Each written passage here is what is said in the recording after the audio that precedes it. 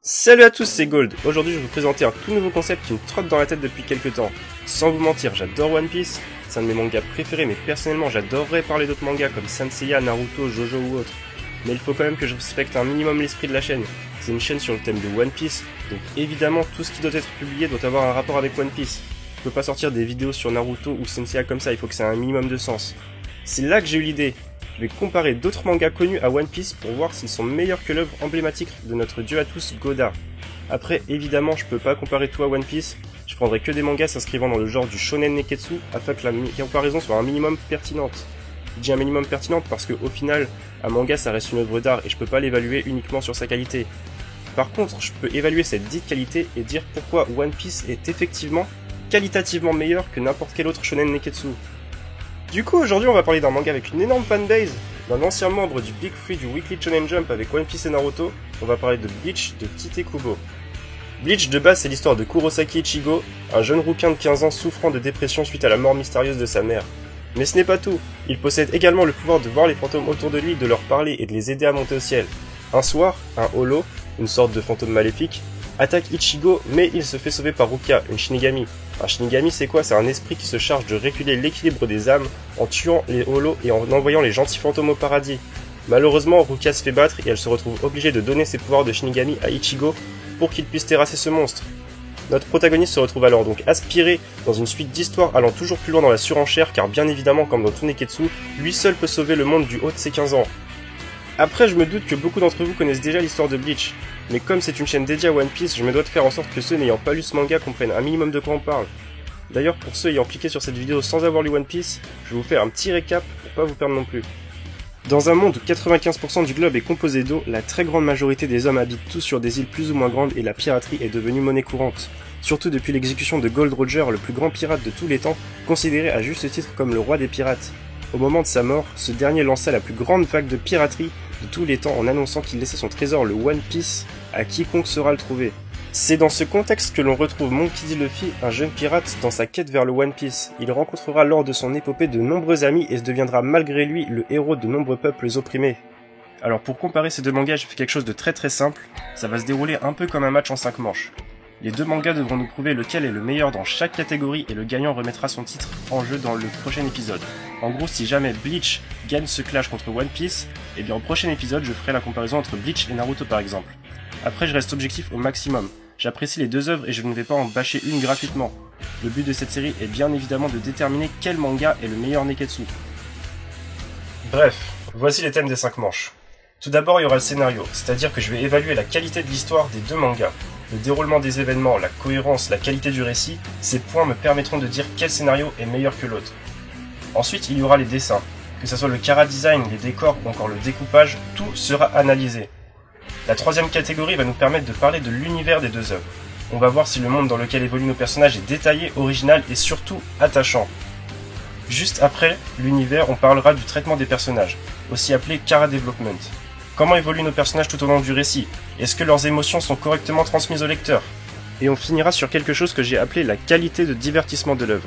Vu qu'on va parler de Shonen Neketsu, c'est très important de parler de cette caractéristique. Est-ce que l'œuvre sait captiver le lecteur? Est-ce qu'elle sait l'amuser ou même lui faire ressentir d'autres émotions? Voilà, on va donc commencer par la première catégorie, le scénario.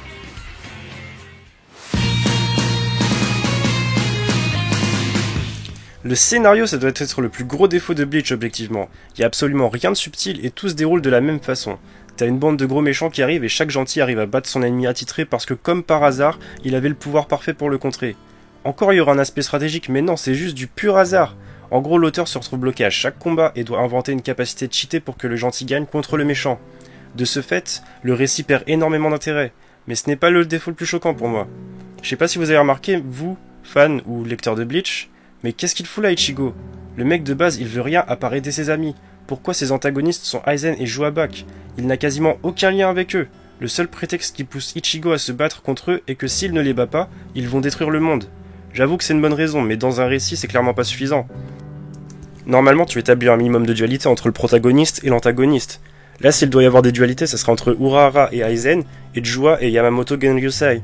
Aizen a trahi Urahara, ruiné la vie de la plupart de ses amis. Yamamoto et Jua sont des ennemis éternels depuis des milliers d'années. Mais au final, qui bat tout le monde? Bah c'est Ichigo, le jeune de 15 ans qui veut rien d'autre que pas mourir à cause de la fin du monde. Et puis même à la fin du combat Ichigo contre Aizen, qu'est-ce qui fait un discours à Aizen? Ichigo? Bah non, c'est Urahara évidemment. C'est comme si Kubo se rendait compte que ce qu'il faisait n'avait aucun sens. Après, pour le joueur, on n'a même pas eu le droit à quoi que ce soit, puisque au final les éditeurs ont décidé d'arrêter Bleach prématurément. Et puis Yamamoto était mort de toute façon, donc c'est pas trop grave. En soi, le scénario il est cool jusqu'à la fin de l'arc du sauvetage de Rukia. T'as un Ichigo qui vit sa vie tranquillement et qui découvre le nouvel univers dans lequel il vit. Mais après, quand les problèmes tombent sur lui les uns après les autres et que c'est à lui de vaincre tout le monde, ça n'a plus aucun sens. Tout est forcé au maximum pour que Ichigo soit impliqué dans l'histoire. Par exemple, pour qu'il ait un minimum d'implication dans le combat contre Aizen, ils ont dû faire en sorte que Aizen enlève sa petite amie pour une raison totalement stupide et qui n'aura pas vraiment d'importance pour plus tard. Et il faut pas oublier que pour des raisons obscures, Ichigo était le seul personnage de tout le manga capable de battre Aizen. En gros, le pouvoir de Aizen, c'est de créer des illusions avec son sabre, et Ichigo, c'était le seul en gros à ne pas subir ce pouvoir parce que Aizen ne l'a jamais utilisé sur lui. Mais pourquoi il l'a jamais utilisé sur Ichigo? Personne ne sait. Byakuya par exemple, ça c'était un excellent antagoniste dans son arc. C'était lui l'obstacle entre Rukia et Ichigo, et il avait de très bonnes raisons de s'opposer au héros sans pour autant être un méchant stéréotypé au pouvoir incompréhensible. Byakuya et Ichigo se battaient alors tous les deux pour leur propre définition de la justice, mais bon, même Byakuya finit par devenir un simple figurant parmi la pléthore de personnages badass du manga au final. La conséquence directe de ces décisions scénaristiques, c'est qu'au final tous les guerriers ultra badass étant entraînés pendant des siècles passent pour des énormes assistés ne pouvant absolument rien faire sans Ichigo, le jeune rookie de 15 ans. Je pense même sincèrement que le manga se serait beaucoup mieux porté si Ichigo n'avait tout simplement jamais existé et qu'on se serait contenté de suivre la vie d'un Shinigami dans la Soul Society. Il n'y aurait alors pas eu besoin d'inventer tous ces prétextes débiles pour augmenter artificiellement la puissance de Ichigo. On n'aurait même pas eu à s'attarder sur le monde des humains qui au final ne nous apporte absolument rien d'intéressant, et ça aurait permis de développer le monde des esprits. Parce que oui, le monde des esprits manque cruellement de développement, mais ça j'en parlerai plus tard. C'est vraiment dommage parce que l'histoire qu'on nous propose n'est pas foireuse de base, mais le héros gâche absolument tout en enlevant tout intérêt à l'intrigue dépassée les 20 premiers tomes. Du côté de One Piece, ça aborde un scénario très très propre. T'as une histoire classique de Neketsu avec le protagoniste et son rêve de grandeur, des ennemis toujours plus puissants sans partir dans le n'importe quoi, des pouvoirs originaux mais maîtrisés et des combats qui ont un sens. Après, petit bémol au niveau des combats de Luffy contre les Logas avant l'ellipse. Luffy qui bat Crocodile parce qu'il est mouillé, ça passe encore, si on oublie que Crocodile est infiniment plus fort que le Luffy de l'époque, mais Ener. Le mec c'est un homme électricité, c'est pas parce que ton corps est un isolant comme le caoutchouc que tu vas réussir à le toucher. Au mieux tu ressens juste pas les attaques, c'est tout. Mais bon, ce sont des éléments largement pardonnables à côté de tout ce que l'œuvre a à nous proposer.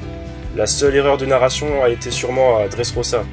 Oda nous a pondu une centaine de chapitres pour un arc qui n'est pas si important que ça au final.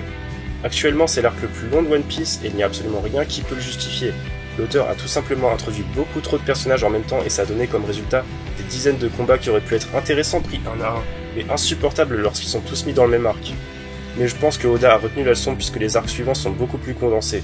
La majorité des combats sont sautés pour laisser plus de place à la narration et ça permet de faire monter la tension sans pour autant créer une attente insupportable.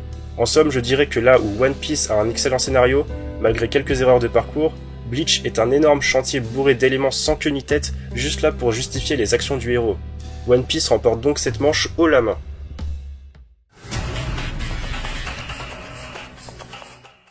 Là, ça va être un peu plus serré par contre. D'un côté, on a One Piece, un chara-design original jouant dans tous les registres en passant du burlesque au totalement badass, des décors dépaysants et bourrés de détails, et tout ça dessiné d'un trait enfantin parfaitement maîtrisé rendant le tout sympathique et plaisant à regarder. Après, je sais que certaines personnes n'apprécient pas les dessins de One Piece, notamment à cause du manque de réalisme, mais c'est dommage pour eux, c'est beau et il n'y a rien à dire de plus. De l'autre côté, on a les planches de Bleach, avec des décors soit vides, soit carrément inexistants. Mais en contrepartie, on a des personnages plus détaillés que dans One Piece, même s'il n'y a rien d'exceptionnel, et des chara-design vraiment très classe. À titre personnel, j'ai une légère préférence pour les chara-design proposés dans Bleach, mais malgré tout, je trouve le trait de Kubo très froid. Je ne saurais pas l'expliquer, mais j'ai jamais ressenti d'émotion devant un dessin de Bleach. Même quand un personnage semble en colère ou triste, son visage paraît toujours lisse, et il manque toujours cette petite touche d'exagération qui fait la différence. C'est assez dommage. Donc même si je trouve les personnages de Bleach plus jolis, je dois concéder le point à One Piece car Eiichiro Oda maîtrise beaucoup plus son art que Tite Kubo.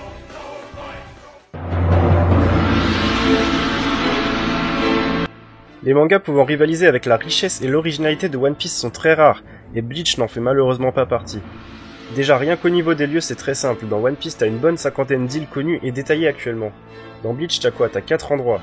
Karakura, la ville d'origine de Ichigo, la Soul Society, le monde des Shinigami, Uekomondo, le monde des Holo, et le palais sacré. On peut rajouter les enfers et le passage entre le monde des humains et la Soul Society, mais bon, ça fait toujours pas le poids. Surtout que non seulement il y a peu d'environnements différents, mais en plus on sait quasiment rien sur l'histoire de ces lieux. Comment ils ont été créés, quelle est leur histoire, comment ça marche. Par exemple pour la Soul Society. Pourquoi il y a des esprits qui vieillissent et d'autres non? À quoi servent les familles de nobles? Pourquoi les Shinigami ne font-ils jamais référence à leur vie antérieure, alors qu'on a vu que les fantômes pouvaient garder leurs souvenirs même après leur mort? Comment se fait-il qu'il y ait des liens de parenté entre certains Shinigami, comme la famille Okuchiki par exemple? Les esprits peuvent-ils avoir des enfants? Si oui, pourquoi les enfants vieilliraient alors que d'autres esprits ne vieillissent pas? Et comment la grande sœur de Ruka par exemple a pu mourir de maladie, alors que c'est un esprit et qu'elle est donc déjà morte? On pourrait continuer toute la journée comme ça, mais c'est pas le but. Je dis pas que tous les points que j'ai cités sont forcément incohérents, mais juste que Kubo nous a apporté aucune réponse à ces questions, et c'est dommage. De l'autre côté, t'as One Piece, tout est expliqué de façon claire, et tout semble cohérent. Pourquoi il y a des hommes poissons, pourquoi il y a des animaux, pourquoi il y a des longs coups, des longues jambes, des mers de magma, des grêlons géants, ou un seul continent qui fait le tour du monde. On se pose pas ce genre de questions parce que tout semble cohérent avec l'univers fantaisiste que Oda nous propose. À aucun moment un détail de l'univers ne saurait gâcher notre immersion, et ça c'est très fort. Donc encore une fois, One Piece remporte la manche.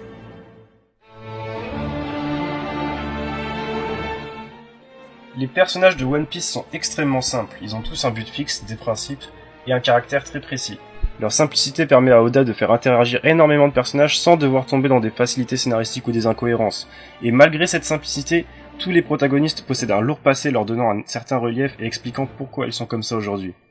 Les personnages de Bleach sont très simples aussi, mais pas dans le bon sens. Ichigo c'est le néant absolu, c'est juste un sac de pouvoir magique servant à vaincre le méchant. Il correspond même pas aux critères classiques d'un héros de Neketsu. Un héros de Neketsu normalement c'est quelqu'un qui veut prouver sa valeur et qui a un rêve. On doit pouvoir s'identifier à lui. Ichigo lui tout ce qu'il veut c'est mener sa vie tranquille mais il peut pas parce qu'il doit aider ses amis tous les 2 jours. Et puis il n'a rien à prouver à personne puisque de base il ne cherche même pas à se faire accepter par les gens. Après les personnages secondaires, ils sont plutôt bien développés pour des personnages secondaires.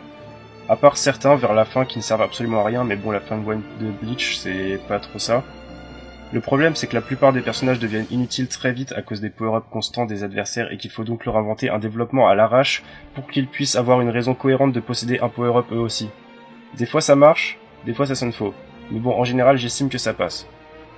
Par contre évidemment je vais rendre à César ce qui appartient à César, je peux pas parler des personnages de Bleach sans parler d'Aizen.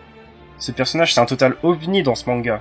On sait même pas vraiment pourquoi il veut détrôner le roi des esprits, mais à part ça, son background est ultra fourni, il a un charisme phénoménal, des répliques ultra stylées et une intelligence folle. Bon, il finit complètement gâché aussi à la fin du manga, mais sinon on voit bien que Kubo a dépensé toute son énergie sur ce personnage. On pourra dire ce qu'on veut sur Bleach, mais jamais que Aizen a été un mauvais personnage. Donc, on a d'un côté One Piece qui ne prend pas de risque avec ses personnages mais s'en sort parfaitement bien, et de l'autre Bleach qui ne prend pas de risque non plus mais possède un protagoniste totalement catastrophique et quelques personnages secondaires assez bancals. Ça fait donc encore une manche remportée par One Piece.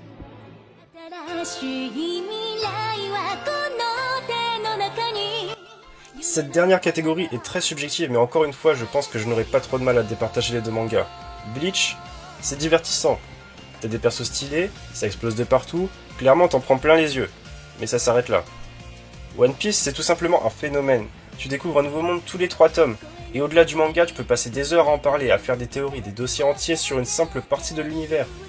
Bleach, même si ça reste très divertissant en soi, possède beaucoup moins de potentiel que One Piece. Bleach, c'est le manga fast-food que tu lis toutes les semaines pour passer le temps. One Piece, c'est le genre de manga que tu lis avec impatience et dont tu parles encore des jours après. Après, je sais que c'est subjectif et que ceux qui n'aiment pas vraiment One Piece ne seront pas forcément d'accord avec moi. Mais je vous le dis, regardez rien que sur YouTube, combien de chaînes dédiées à One Piece y a? Combien de chaînes dédiées à Bleach y a? Je pense que vous aurez votre réponse assez vite.